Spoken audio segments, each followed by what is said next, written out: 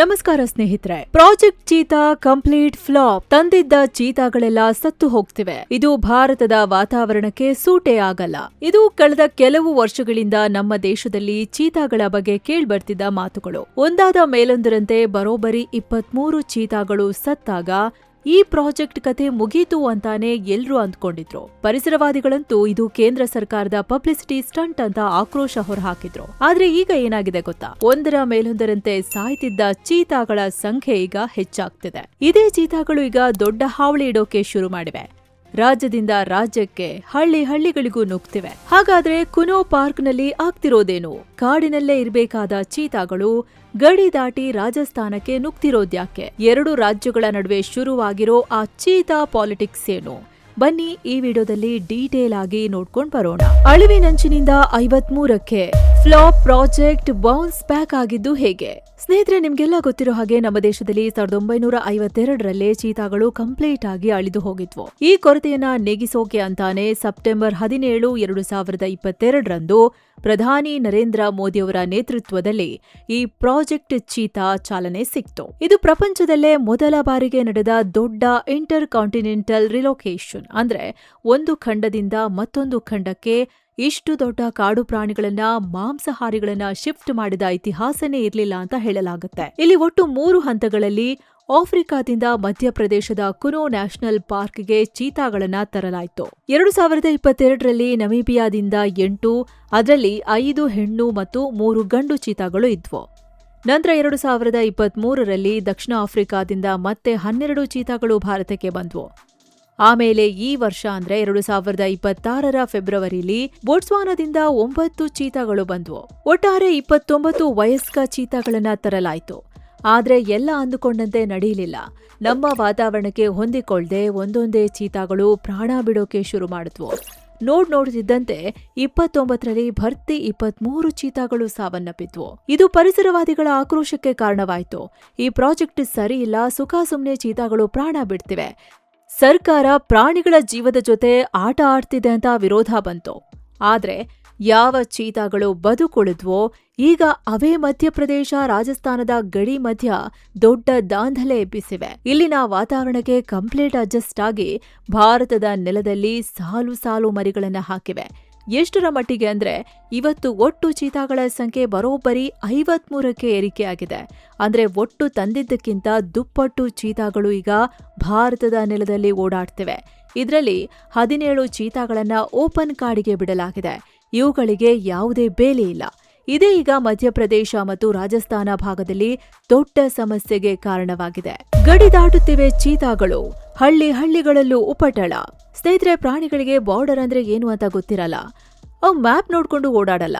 ನನಗೆ ಕುನೋ ಪಾರ್ಕ್ನಲ್ಲೇ ಇರಬೇಕು ಅಂತ ರೂಲ್ಸ್ ಮಾಡಿದ್ರೆ ಖಂಡಿತ ಅವು ಕೇಳಲ್ಲ. ಚೀತಾಗಳು ಬೇಟೆಗಾರ ಪ್ರಾಣಿಗಳು.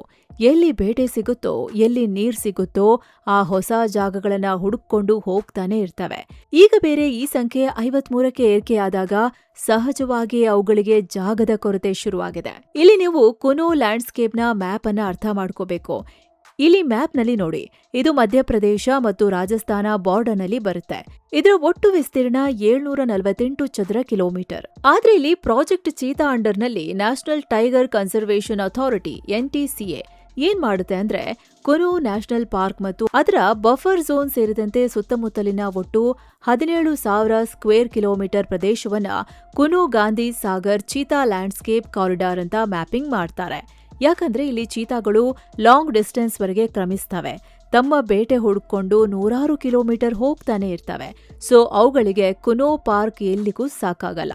ಸೊ ಹೀಗೆ ಮ್ಯಾಪ್ ಮಾಡಿದ ಏರಿಯಾದಲ್ಲಿ 10,500 ಚದರ ಕಿಲೋಮೀಟರ್ ಮಾತ್ರ ಮಧ್ಯಪ್ರದೇಶದ ಒಳಗಡೆ ಇದೆ. ಉಳಿದ 6,500 ಚದರ ಕಿಲೋಮೀಟರ್ ಪಕ್ಕದ ರಾಜಸ್ಥಾನದ ಗಡಿಯೊಳಗೆ ಬರುತ್ತೆ. ಈಗ ಆಗ್ತಿರೋದು ಏನಂದ್ರೆ ಈ ಚೀತಾಗಳು ಕುನೋ ಪಾರ್ಕ್ನ ಗಡಿ ದಾಟಿ ನೇರವಾಗಿ ರಾಜಸ್ಥಾನಕ್ಕೆ ನುಗ್ತಿವೆ. ಹೌದು, 2022ರಿಂದ ಇಲ್ಲಿವರೆಗೆ ಬರೋಬ್ಬರಿ 11 ಬಾರಿ ಚೀತಾಗಳು ಗಡಿ ದಾಟಿ ಹೋಗಿವೆ. ರಾಜಸ್ಥಾನದ ಬಾರಂ, ಕೋಟಾ, ಕರೌಲಿ ಜಿಲ್ಲೆಗಳಿಗೆ ಇವು ಎಂಟ್ರಿ ಕೊಟ್ಟಿವೆ. ಲೇಟೆಸ್ಟ್ ರಿಪೋರ್ಟ್ ಪ್ರಕಾರ KP2 ಮತ್ತು KP3 ಅನ್ನೋ 2 ಚೀತಾಗಳು ಮೇಲಿಂದ ಮೇಲೆ ಬಾರ್ಡರ್ ಕ್ರಾಸ್ ಮಾಡ್ತಿವೆ. ಇವು ಭಾರತದಲ್ಲೇ ಹುಟ್ಟಿದ ಚೀತಾಗಳು. ಇವೇನ್ ಮಾಡ್ತಿದ್ದಾವೆ ಅಂದ್ರೆ ಈ ಭಾಗದಲ್ಲಿ ತಮ್ಮದೇ ಆದ ಸಾಮ್ರಾಜ್ಯ ಮಾಡ್ಕೋತಿದ್ದಾವೆ, ತಮ್ಮ ಬಾರ್ಡರ್ ಅನ್ನ ಎಕ್ಸ್ಪ್ಯಾಂಡ್ ಮಾಡ್ಕೋತಿದ್ದಾವೆ. ನೀವಿಲ್ಲಿ ಕೇಳ್ಬೋದು, ಅಲ್ಲಿ ಮ್ಯಾಪಿಂಗ್ ನಲ್ಲಿ ರಾಜಸ್ಥಾನದ ಪ್ರದೇಶ ಕೂಡ ಇದೆ. ಹಾಗಾದ್ರೆ ರಾಜಸ್ಥಾನಕ್ಕೆ ಹೋದ್ರೆ ಏನ್ ಪ್ರಾಬ್ಲಮ್ ಅಂತ ನಿಮಗೆ ಅನಿಸ್ಬೋದು. ಆದ್ರೆ ಡೇಂಜರ್ ಇರೋದೇ ಇಲ್ಲಿ ಸ್ನೇಹಿತರೆ. ಯಾಕಂದ್ರೆ ರಾಜಸ್ಥಾನದ ಗಡಿಯೊಳಗೆ ಕೇವಲ ದಟ್ಟವಾದ ಕಾಡುಗಳಿಲ್ಲ, ಅಲ್ಲಿ ಹೆಚ್ಚಿನ ಪ್ರಮಾಣದಲ್ಲಿ ಇರೋದು ಕೃಷಿ ಭೂಮಿ, ಜಾನುವಾರು ಮೇಯಿಸೋ ಜಾಗ, ಗ್ರಾಸ್ ಲ್ಯಾಂಡ್. ಈ ಜಾಗಗಳೆಲ್ಲ ಜನವಸತಿ ಇರೋ ಹಳ್ಳಿಗಳು. ಕುನೋದಿಂದ ಎಸ್ಕೇಪ್ ಆದ ಚೀತಾಗಳು ನೇರವಾಗಿ ಈ ಹಳ್ಳಿಗಳಿಗೆ ನುಗ್ತಿವೆ. ಇದು ದೊಡ್ಡ ಮಟ್ಟದ ಮಾನವ ಪ್ರಾಣಿ ಸಂಘರ್ಷಕ್ಕೆ ಕಾರಣವಾಗ್ತಿದೆ. ಇಂಥ ಅನೇಕ ಘಟನೆಗಳು ಅಲ್ಲಿ ರೆಕಾರ್ಡ್ ಆಗ್ತಿವೆ. ಶಿವಪುರ್ನ ಸೋಯ್ ಕಲಾನ್ ಅನ್ನೋ ಹಳ್ಳಿಗೆ ನುಗ್ಗಿದ ಚೀತಾ ಬರೋಬ್ಬರಿ 4-5 ದಿನಗಳ ಕಾಲ ಜನರ ಮಧ್ಯೆನೇ ಓಡಾಡಿದೆ. ಭಯಭೀತರಾದ ಹಳ್ಳಿಯ ಜನರು ಆ ಚೀತಾದ ಮೇಲೆ ಕಲ್ಲು ತೂರಾಟ ನಡೆಸಿದ್ದಾರೆ. ಇನ್ನೊಂದು ಕಡೆ ಹಳ್ಳಿ ಪ್ರದೇಶದಲ್ಲಿ ಇರೋ ಮೇಯೋಕೆ ಬರೋ ಸಾಕು ಪ್ರಾಣಿಗಳ ಮೇಲೆ ದಾಳಿ ಇಡ್ತಿವೆ. ರಿಪೋರ್ಟ್ಗಳ ಪ್ರಕಾರ ಇವುಗಳು ಕಾಡಿನಲ್ಲಿ ಸಿಗೋ ಜಿಂಕೆಗಳಿಗಿಂತ ಹಳ್ಳಿ ಪ್ರದೇಶದಲ್ಲಿ ಸಿಗೋ ಆಡುಗಳನ್ನ, ದನಗಳನ್ನ ಹೆಚ್ಚಾಗಿ ಬೇಟೆಯಾಡಿ ತಿಂತಿವೆ. ಹೀಗೆ 2-3 ಘಟನೆಗಳು ದಾಖಲಾಗಿವೆ. ಹಾಗಾದ್ರೆ ಕಾಡಿನ ಒಳಗೆ ಚೀತಾಗಳಿಗೆ ಏನಾಗಿದೆ? ಅವು ಯಾಕೆ ಪದೇ ಪದೇ ಕಾಡು ಬಿಟ್ಟು ಬರ್ತಿವೆ? ಅದಕ್ಕೆ ಮುಖ್ಯ ಕಾರಣ ಅವುಗಳ ಸ್ವಭಾವ. ಒಂದ್ ವೇಳೆ ಅವುಗಳಿಗೆ ಆಹಾರ ಸಿಕ್ಕಿದ್ರೂ ಅವು 100 ಕಿಲೋಮೀಟರ್ ಸಂಚರಿಸ್ತವೆ. ಯಾವುದೇ ಬೌಂಡ್ರಿ ಇರಲ್ಲ. ಆಫ್ರಿಕಾದಲ್ಲೂ ಇವು ಹಾಗೆ ಮಾಡ್ತಿದ್ವು. ಜೊತೆಗೆ ಕುನೋದಲ್ಲಿರುವ ಚಿರತೆಗಳ ಕಾಟ. ಇಲ್ಲಿ 70-80 ಚಿರತೆಗಳು ಕೂಡ ಇವೆ. ಸೊ ಈ ಕಾರಣಕ್ಕೂ ಅಲ್ಲಿ ಆಹಾರ ಕೊರತೆ ಉಂಟಾಗತ್ತೆ. ಸೊ ಈಗ ಚೀತಾಗಳು ಗಡಿದಾಟಿ ಹೋಗ್ತಿದ್ದ ಹಾಗೆ ಈಗ ಅಧಿಕಾರಿಗಳು ಮಾಡ್ತಿರೋದೇನ್ ಗೊತ್ತಾ?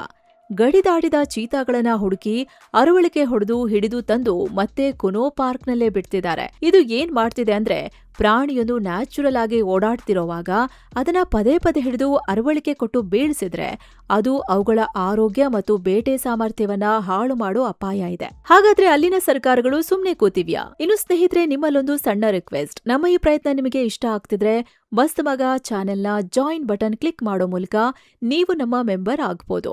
ಇದರಿಂದ ನಿಮಗೆ ಎಕ್ಸ್ಕ್ಲೂಸಿವ್ ವಿಡಿಯೋಗಳು ಸಿಗೋದ್ರ ಜೊತೆಗೆ ನಮ್ಮ ಪ್ರಾಮಾಣಿಕ ಪತ್ರಿಕೋದ್ಯಮಕ್ಕೆ ನಿಮ್ಮದೊಂದು ದೊಡ್ಡ ಬೆಂಬಲ ಸಿಕ್ಕಂತಾಗತ್ತೆ. ಆಸಕ್ತಿ ಇರೋರು ಖಂಡಿತ ಜಾಯ್ನ್ ಆಗಿ. ಬನ್ನೀಗ ವರದಿಲಿ ಮುಂದುವರಿಯೋಣ. ಸರ್ಕಾರ ಏನ್ ಮಾಡ್ಬೇಕು?